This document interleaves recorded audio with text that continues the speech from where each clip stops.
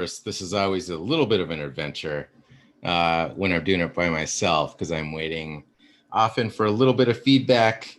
In this particular case, it looks like Facebook's telling us very early on, which is pretty great that we're live. And thank goodness the share button is back so I can start my watch party. And I encourage all the lunatics out there to start your own watch party. Normally,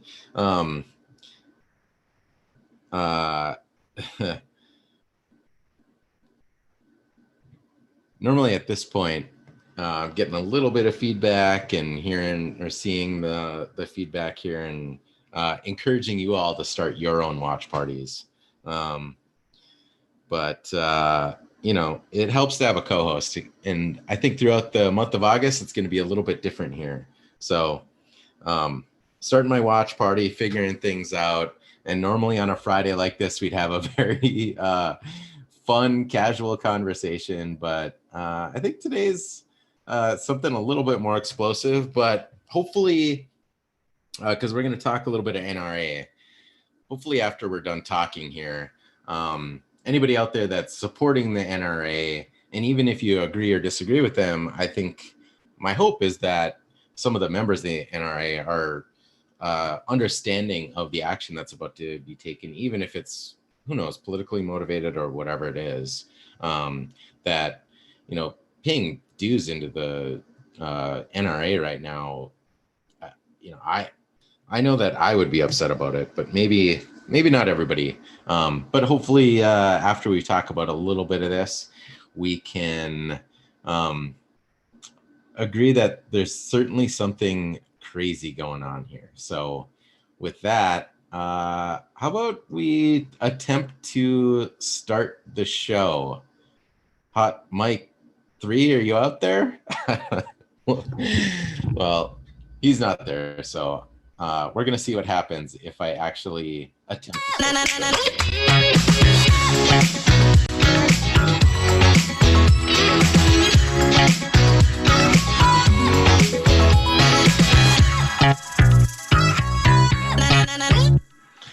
Welcome to hotlou Happy Hour. I am your host, Lou Abramowski, or somewhat explosively known as Hot Lou. Today, let's talk a little NRA, and who knows, we'll talk a little bit of other stuff too. And I'm going to start this by saying that a member of my household growing up is a card-carrying member of the NRA. And not just that, but a gun owner, a gun safety instructor, and, you know, a gun enthusiast. So I've had a pretty, I'd say, front row seat to a lot of NRA things, even though I generally speaking have not really, you know, despite, you know, I should be comfortable with guns. I shot them kind of my entire life, been around them, took gun safety at, I think, the youngest age that you're allowed to. And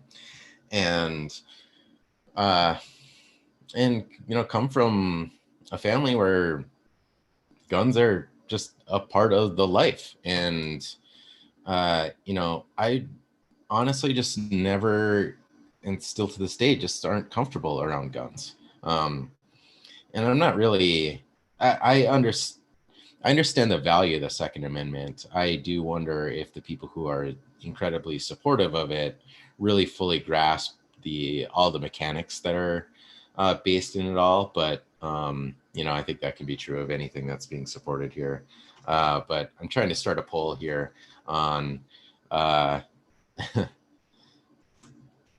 the NRA. So if you're watching the main Hot Lou feed here, you're probably going to see a poll pop up in a second. But you know, the news of the day is that yesterday, New York Attorney General Letitia James issued basically an announcement that after alleged years of corruption by the NRA, and I should say the executives for sure, not necessarily the entire organization, but the executives control the pocket strings.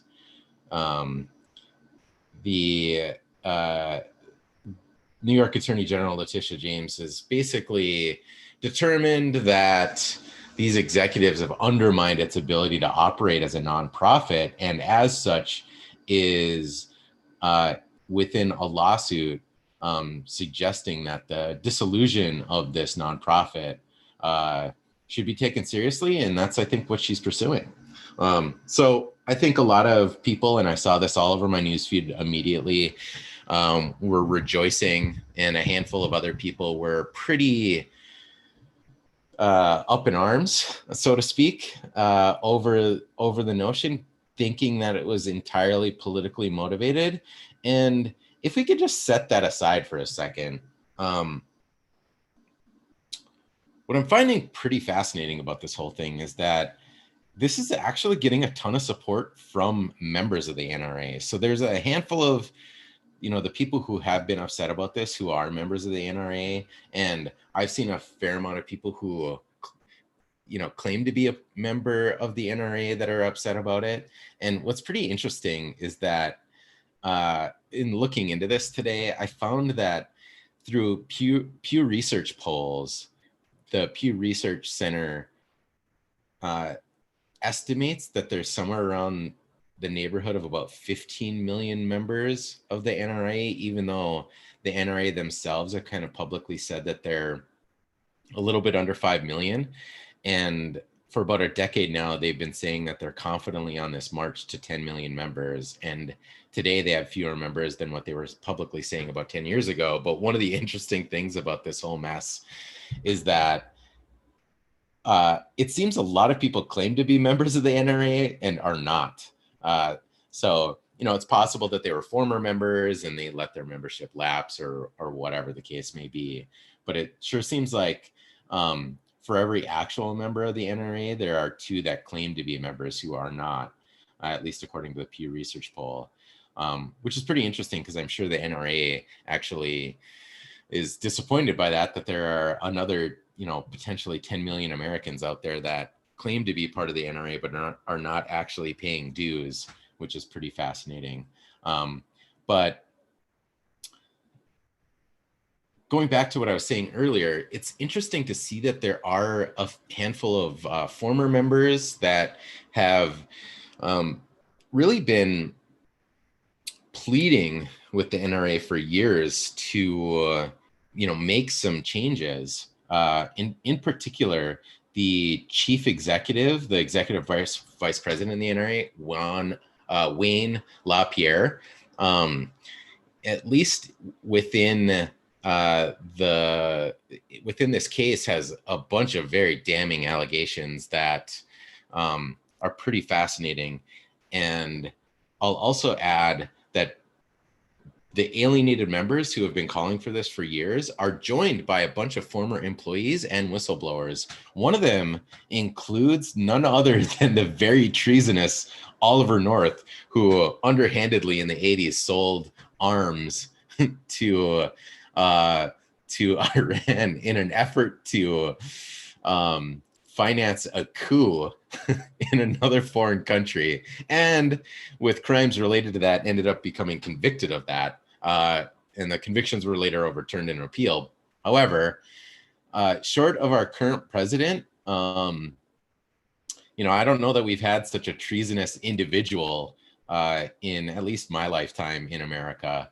And yet that person, Oliver North, very ironically, seems to have been one of the people who was employed by the NRA and attempting to put some pressure on not only Wayne LaPierre, but just the organization in general for irresponsible spending.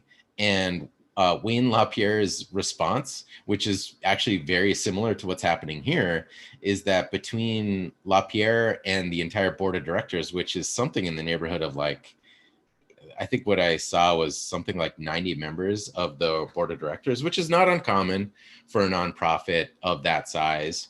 For a private company, your roles and responsibilities among the board of directors is very different. But in a nonprofit setting, often your role as a board member is either a working board member, or your job is to really be making large donations and or finding ways to raise money.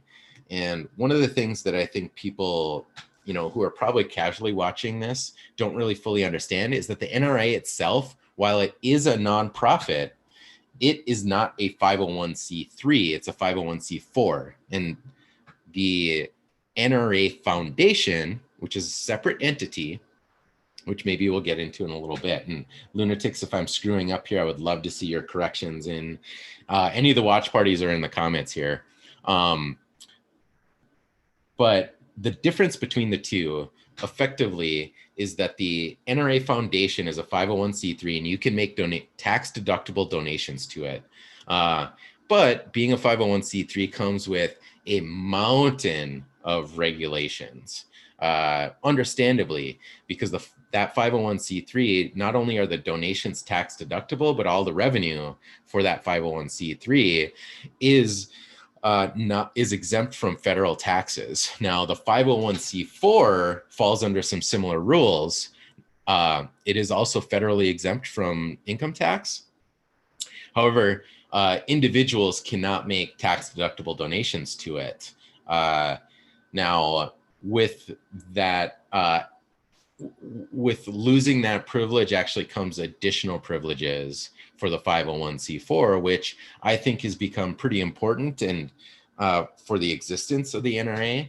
But one of them being that there are far fewer regulations on what potential lobbying can happen. And I'm going to try to drop a bunch of this stuff in the show notes here so people can better understand it. But suffice to say, for the people who are members of the NRA, they are paying their NRA membership directly to the NRA. That income itself is not federally taxed. And that money does have to come in post-tax dollars. So that is not tax deductible. However, if you make a donation to the NRA Foundation, the NRA Foundation doesn't do quite as much lobbying. And the funds that end up in the NRA Foundation can end up in other places. So they basically issue a bunch of grants and, presumably, and I didn't have time to kind of look into all of this, but presumably the vast majority or let's put it this way, a very consequential amount of the funds raised by the NRA Foundation end up in the hands of the NRA. Now, so what does all this mean? Like, why would why would the New York Attorney General be concerned about all this? And it basically boils down to the fact that the 501c3 or the charitable organizations like this are going to be under an enormous amount of scrutiny because they aren't federally taxed, and with that privilege comes other responsibilities. Well, I'm kind of losing my train of thought here because there's so much stuff to really talk about. But suffice to say that the New York Attorney General looked into this and through a bunch of whistleblowers, through former employees, through a ton of membership, and through, like I mentioned, Oliver North, who, as I started to say earlier, actually was making an attempt at trying to expose all of the irresponsible spending within the NRA. The LaPierre, the executive vice president and chief executive of the NRA, responded in kind by basically saying that this was an attempt by Oliver North to extort the NRA to potentially take over LaPierre's job. And we're seeing kind of the exact same thing happening here, or at least an analogous thing, as Letitia James, New York Attorney General James's lawsuit against them. Immediately, the NRA struck back with a federal lawsuit against the Office of the Attorney General, Letitia James, claiming her action was politically motivated and violated the NRA's First Amendment rights. And interestingly enough, the Attorney General now of Washington, D.C. has filed a lawsuit against the NRA and its charitable foundation, alleging that the NRA misused millions of dollars of the foundation's funds. So this does extend into the NRA Foundation as well. And I'm going to see if I can pull up a little bit about, I was going to talk a little bit about the history here, but suffice to say the NRA Foundation, their mission is really about supporting any sort of nonprofit and governmental entities conducting some sort of program to indirectly support the NRA's mission, which in 1871 was founded in New York City or New York State, with the primary goal being to promote and encourage rifle shooting on a scientific basis. And let me just share my screen here because this is actually from their website. This was dismayed by the lack of marksmanship shown by the troops. Union veterans William Church and George Wingate formed the NRA in 1871 to promote and encourage rifle shooting on a scientific basis. So you can see, and it followed up strangely on the, there isn't really a good update to what the actual mission has evolved to, 150 years later now. But the NRA Foundation basically says this is an effort to support that. But it's interesting to read on the NRA Foundation's website what their mission is. It's inferred that what I just said, but the heart of the NRA Foundation's mission is preserving the core of our American values and traditions in our steadfast effort to teach freedom. I can see how that implicitly kind of is related to the right to bear arms, but it is kind of interesting that narrative definitely swings towards that, the importance of freedom. But before I get into a couple little things that I wanted to address on New York Attorney General Letitia James's lawsuit here, is one of the really fascinating things that I had seen briefly last year, but I didn't really pay too much attention to, was the fact that the Senate, the US Senate, published a report, and I don't want to lose my page here. The name of the report is The NRA and Russia, How a Tax-Exempt Organization Became a Foreign Asset. And suffice to say, I skimmed through this and there's just a whole bunch of bad stuff, and we're going to definitely put this in the show notes. But there's kind of two things in here that are very damning. One of them being that everything that I just said, there's a ton of impropriety in how exactly the NRA appears to be spending money. And in one particular case here, and I'm going to share my screen, and I'm going to encourage people to skim through this as well. But, this is a really interesting one. And, so this is really interesting because one of the really important things about running a nonprofit is that no part of the net earnings of which inures to the benefit of any private shareholder or individual. So the idea here is just to, none of the individuals who are working for or with an organization with a nonprofit status should benefit disproportionately to the level of service or effort or offering that they have, which is pretty interesting. And yet, in this report that I just mentioned here, there's a couple, at least one NRA donor and the former president. Let's see, Nicholas Brownell, I think is his first name. And I feel embarrassed that I'm suddenly forgetting his first name. But it's really interesting to read the emails between Brownell and a handful of people in Moscow. But in one of these cases, it straight up says that he made his NRA travel to Moscow contingent on his ability to explore personal business deals and in one of the emails explicitly stated, I'm not interested in attending if it's just an NRA trip. And what makes this damning is the fact that these trips were paid for by the NRA itself, who, as I just noted here, sharing this other screen, specifically that there should not be any benefit of a private individual using the funds from these nonprofits, because these are federally exempt funds. And it goes into far more detail in this report, but this was just like last year. And this was, published, it wasn't published obviously by the entire Senate. This was a democratically run committee here, but it was published by, the Republican run Senate last year. And reading through all of these emails and then following up to see how there's a handful of funds that were being donated from Russia into the NRA to get funneled into later on campaigns to elect officials that are going to support, the NRA, or, potentially whatever the Russians want with this sort of thing, or at least, certainly creating some sort of weird's not fair. Let me get this straight here.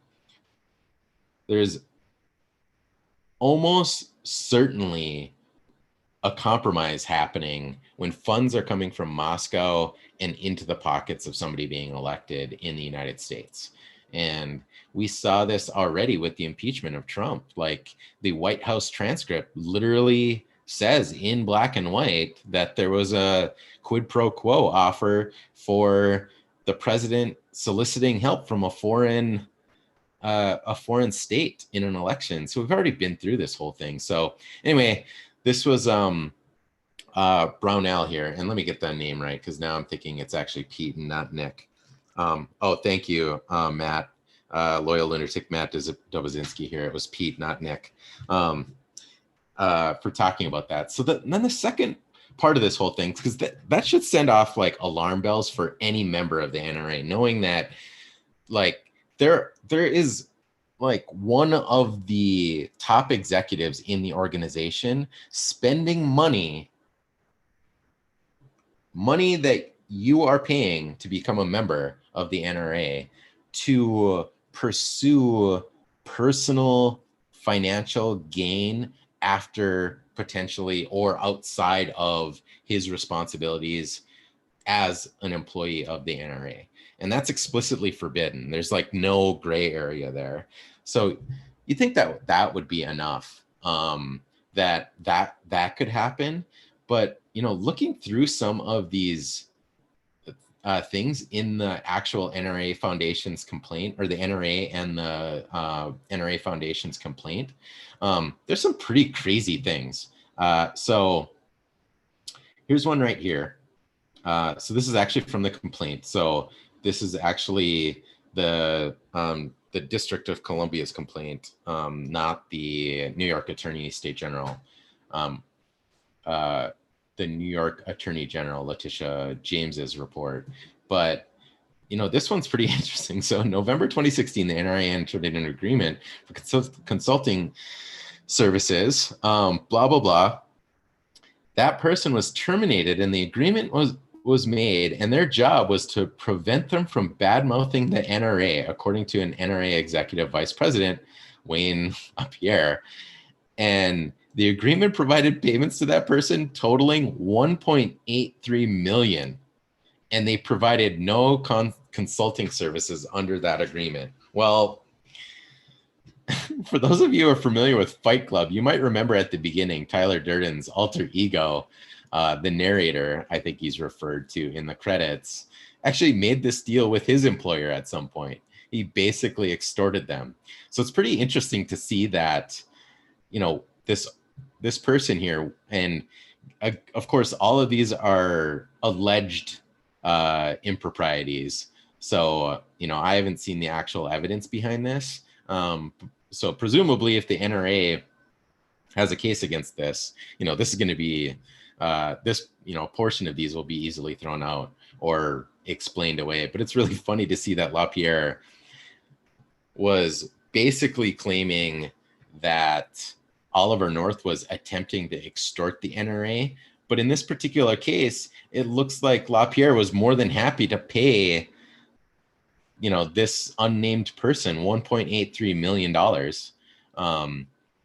to just keep quiet. So there was hush money there. And who knows if that was part of some sort of extortion scheme. But I have to imagine if you're donating to the NRA, or if you are donating, you're paying for your NRA membership, or you're donating to the NRA Foundation, knowing that $1.83 million was just hush money to somebody, it's pretty crazy.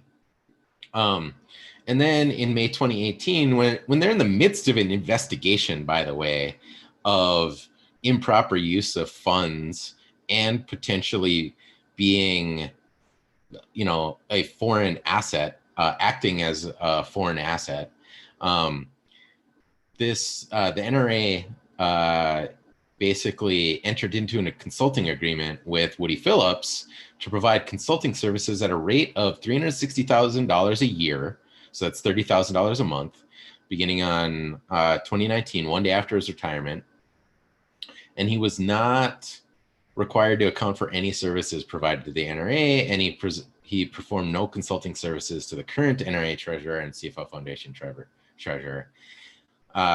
This goes on and on, but these other two things are crazy too. So the NRA executive vice president, this is the chief executive, LaPierre, and one of the people that a lot of the members have been saying needed to go for a long time, because he's been the longtime chief executive at the NRA. But his family, friends, employees, donors, and celebrities were traveling via private air. In some instances, LaPierre approved a private air travel cost of $66,000 per trip.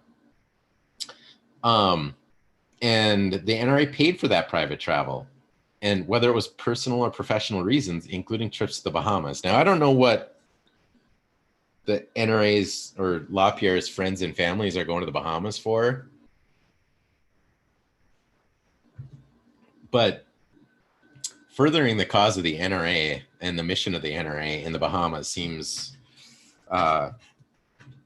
pretty convenient that it's in the Bahamas. And then this other one is just bananas to me. And, I'm coming from a place, I'm the vice chair. I sit on the board of a nonprofit. And I can tell you that at our nonprofit, none of us are compensated, and we raise hundreds of thousands of dollars a year, and flirt with seven figures regularly in raising. And we don't have any employees, and we go above it. Like, we second guess ourselves on how much, if we're having a meeting and whether or not we should buy coffee for the meeting. And here we have at least one case where black car service expenditures exceeded $98,000 for a 2-week European excursion. Now, I don't know if you're an NRA member, and I haven't checked the comments in a little while. It might be blowing up here. It's pretty interesting. So yeah, and it's fascinating to see so we've got a handful of lunatics checking in the comments here, talking about how the people are saying this is an attack on the Second Amendment. And I don't know that I see it that way. I see it as, this is a nonprofit masquerading as a handful of executives lining their pockets for personal gain, directly and indirectly, while not really doing a great job furthering the cause of the Second Amendment. And we need to understand that the NRA is an entirely independent organization.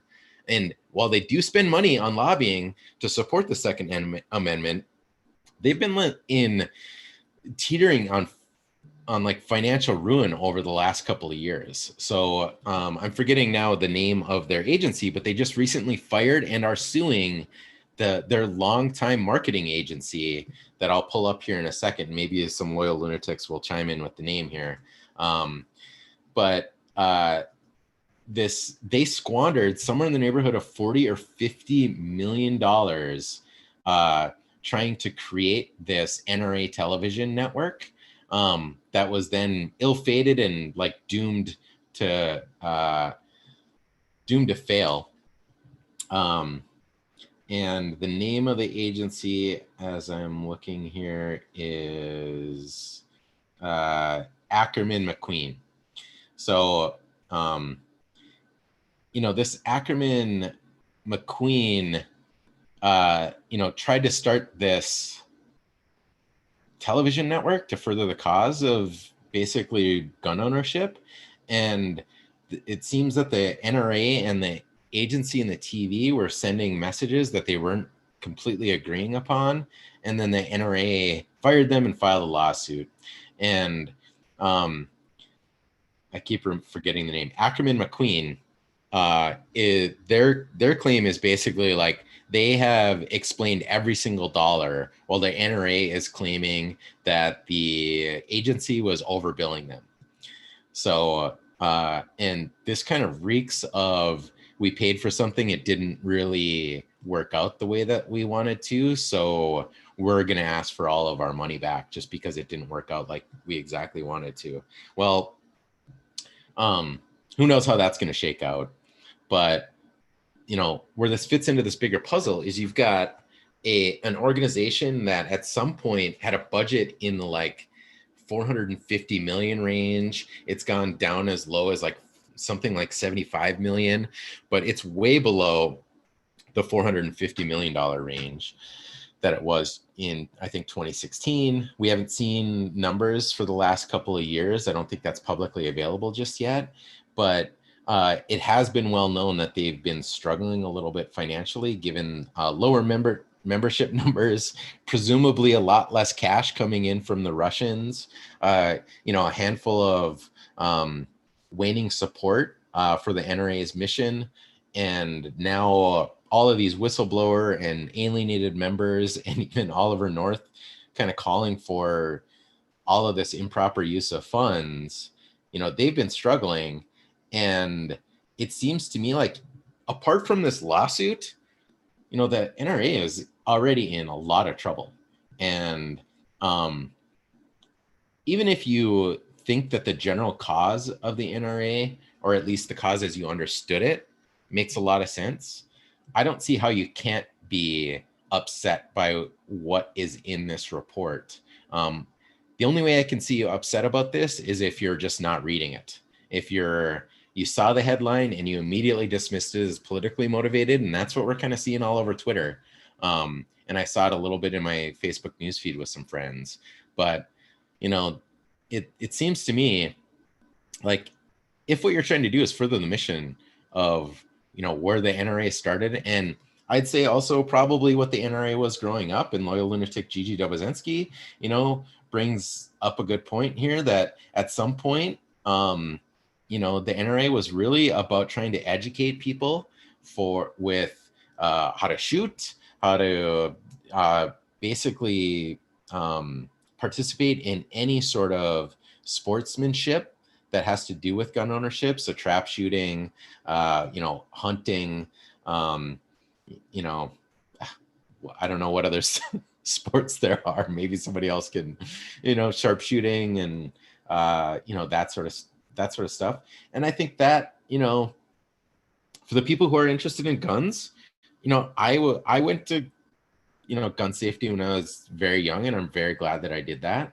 And that was probably a product of the NRA in some, manner or fashion. And that stuff's great, but the NRA doesn't seem to resemble that right now.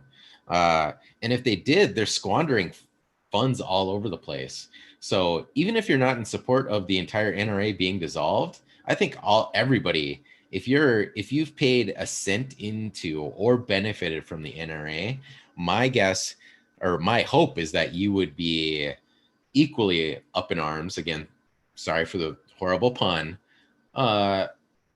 over what you're seeing in these reports, and that you would expect, or at least you would hope, that there would be a massive, massive overhaul, or that there would be some sort of other organization to take the NRA's place should it dissolve. And that's presumably what we would see in this scenario.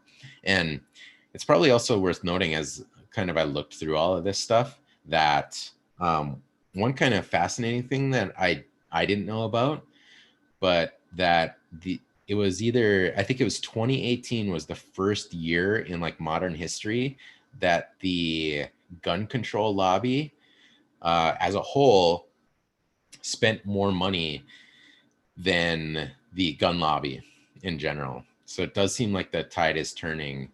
And I shouldn't even say that. The tide is not turning. Like every single time we see a poll, it seems to be completely bipartisan, that stronger gun laws are needed, and that even gun owners seem to support the fact that it shouldn't be very easy for somebody with a history of mental illness to get a gun, or, you know, a handful of other things like that.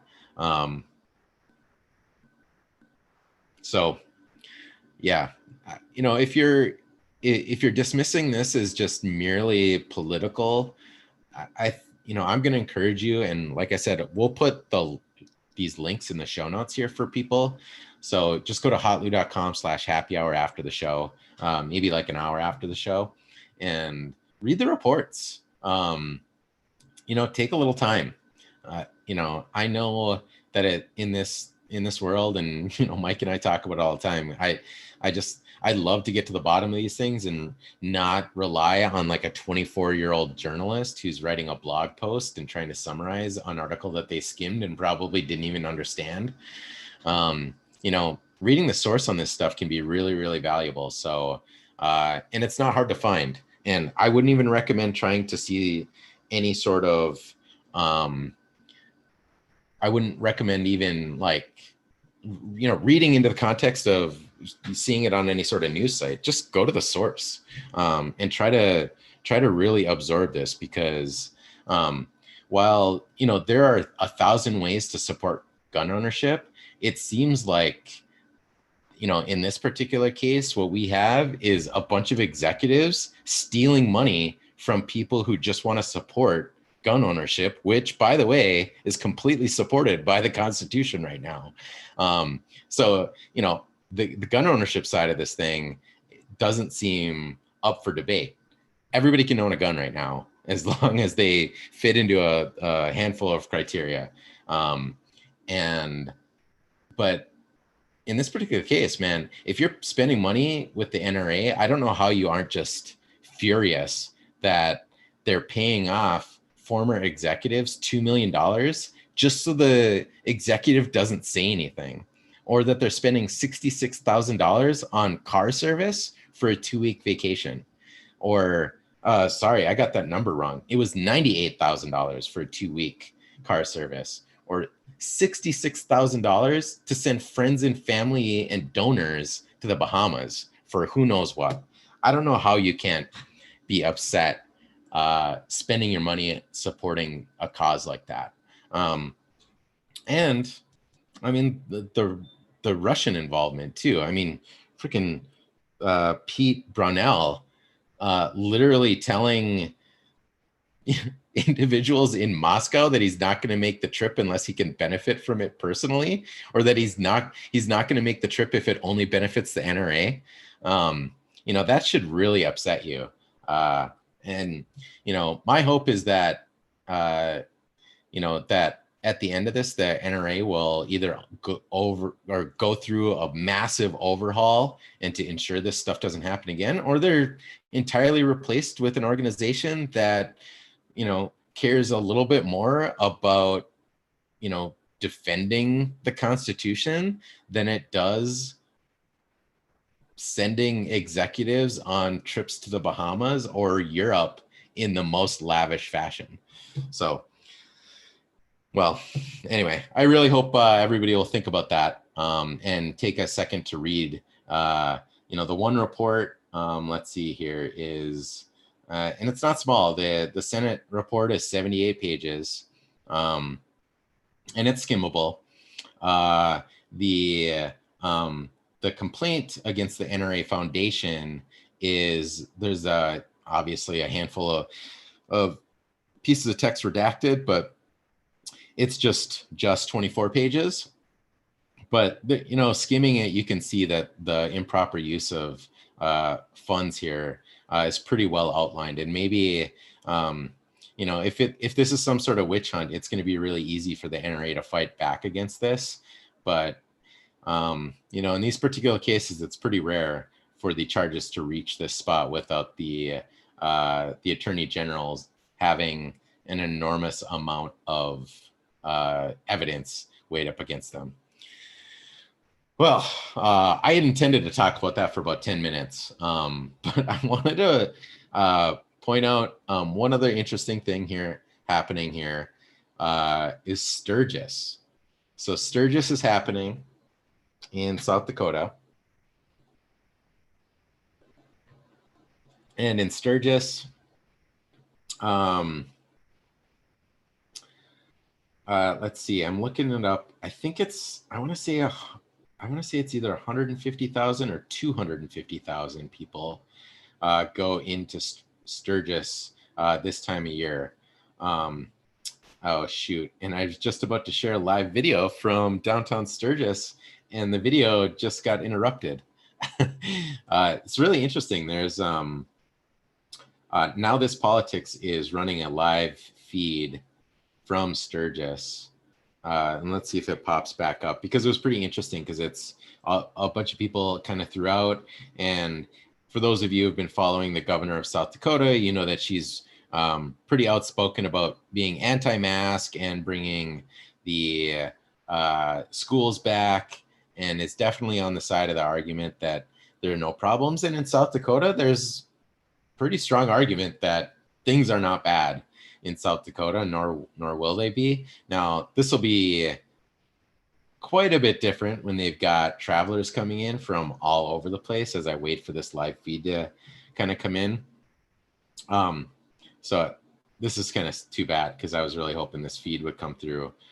Maybe it will here. So I'll just share the screen as I watch it. But this isn't really fair, because as I started the show, there were motorcyclists all over the place, and it was pretty packed. But I will say, where the problems will come from is if there are travelers coming from hotspots and they're going into these shops, and without masks and sitting there, infection is going to spread. Now, all of the evidence that we've seen so far, there isn't really any strong evidence that, hotspots are coming from the George Floyd protests, the Black Lives Matters protests, even the rioting and the violence. They haven't been coming from the packed beaches in Florida or California. They haven't been coming from, any outdoor events at all. From what we've seen. Where they've been coming from consistently is people who sit inside for extended period of times with other infected people. And we're not going to get to see this, but it was very, like, down the street over here to the left, it was nothing but motorcycles. And interesting to see that it's 92 degrees and sunny where they're at. So I have to imagine a lot of people are going inside. And hopefully everybody's all right. But, I imagine if a lot of the activities are outside, we're just not going to see any sort of huge contact tracing coming from this, as we've seen with, a lot of the Florida beaches and a lot of the California beaches. We didn't see a ton of news about, huge outbreaks happening from any of the protests. And granted, kind of everything that I just described, there's either social distancing happening, or there's mask wearing, and or both. But there's certainly not prolonged contact with prolonged immediate contact with strangers.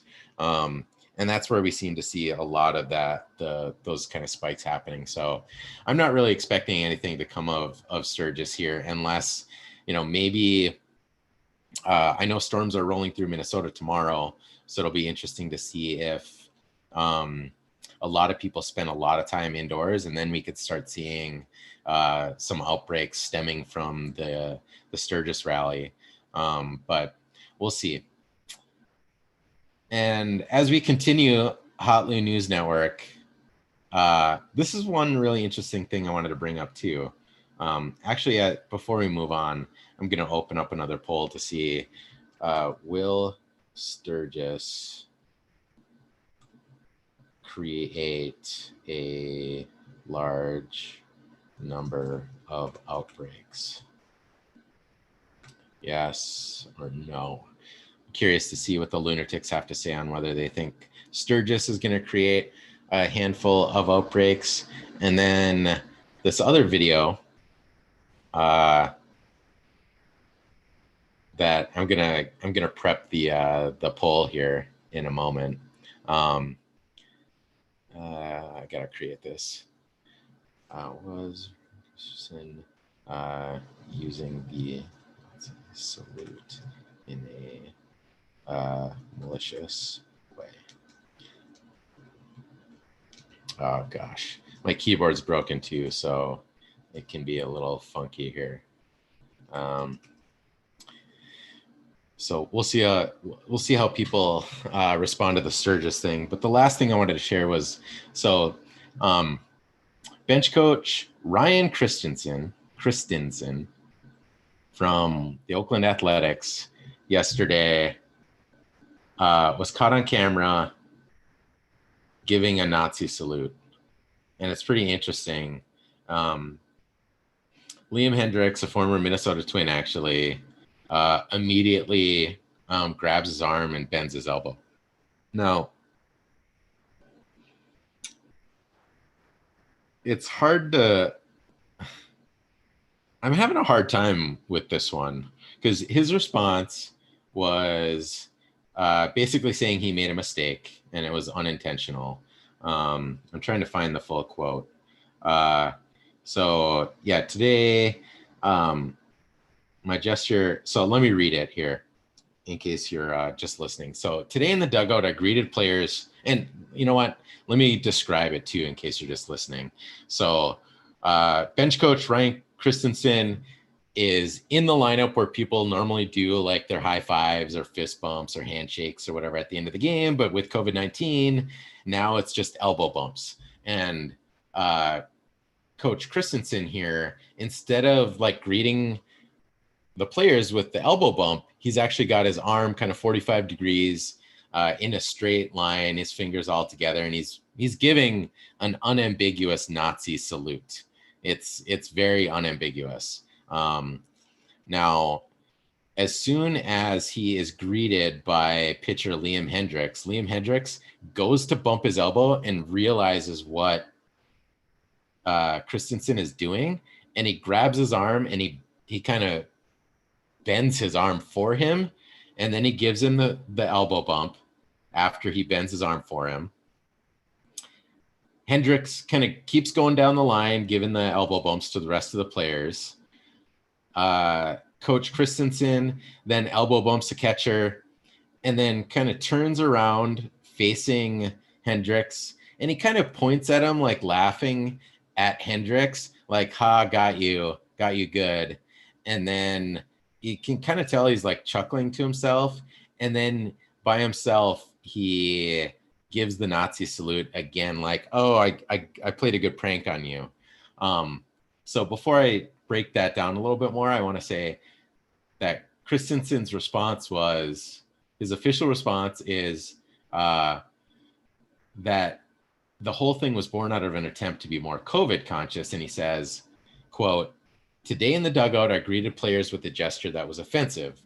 In the world today of COVID-19, I adapted our elbow bump, which we do after wins, to create some distance with the players. My gesture unintentionally resulted in a racist and horrible salute that I do not believe in. What I did is unacceptable, and I deeply apologize." And of course, the Oakland Athletics did the right things. It basically said, we don't support or condone this, blah, blah, blah. It's hateful, blah, blah, blah. Christensen also said, "I made a mistake and I will not deny it." So I just want to say that so what I think happened here, um, is I feel like this is some sort of weird inside joke between him and Hendrix. And, feel free to correct me here, lunatics. But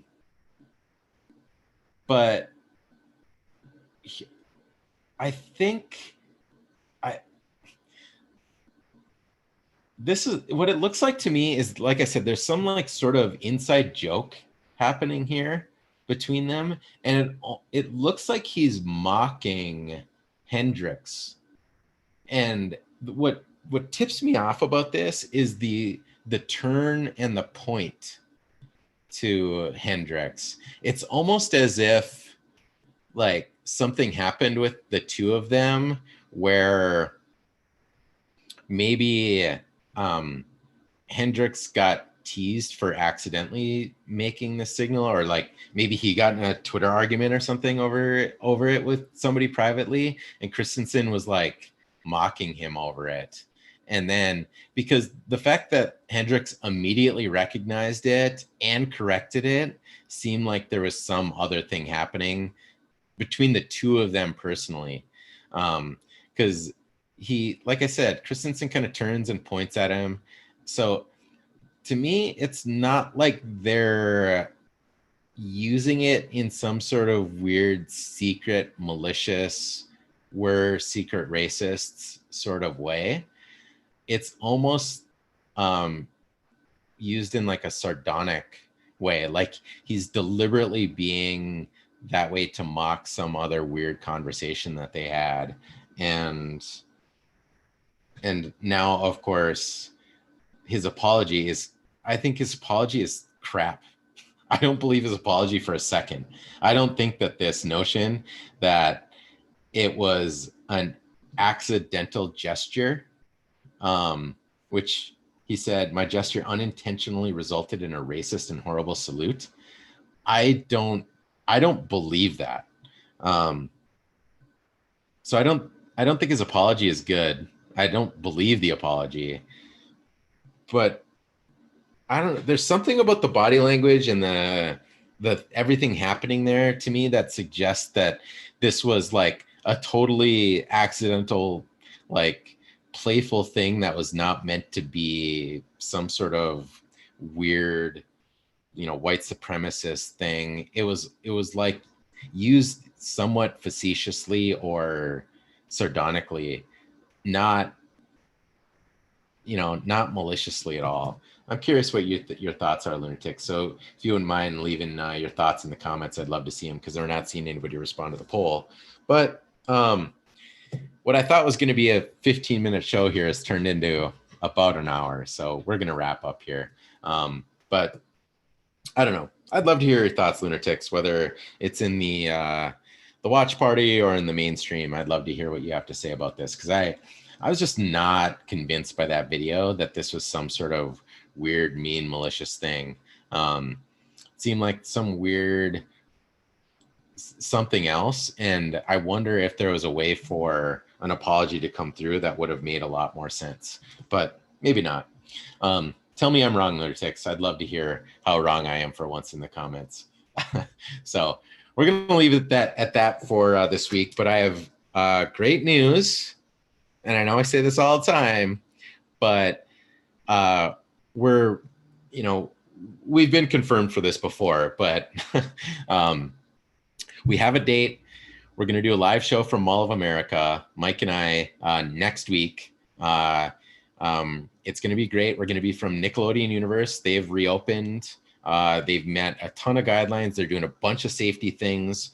We're excited to do the show live from there and talk to somebody from the Mall of America executive team or communications team, and just talk about everything that they're doing, because I know a lot of people are afraid to go to these things, understandably, especially given that Nickelodeon Universe is a indoor park.